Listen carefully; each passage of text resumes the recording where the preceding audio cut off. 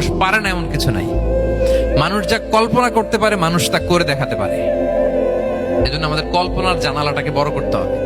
I repeat, মানুষ যা কল্পনা করতে পারে, ইমাজিন করতে পারে, সেটা মানুষ করে দেখাতে পারে। ওই ক্যাপাসিটি দিয়ে আল্লাহ তাআলা মানুষকে তৈরি করেছেন। সুবহানাল্লাহ, সুবহান।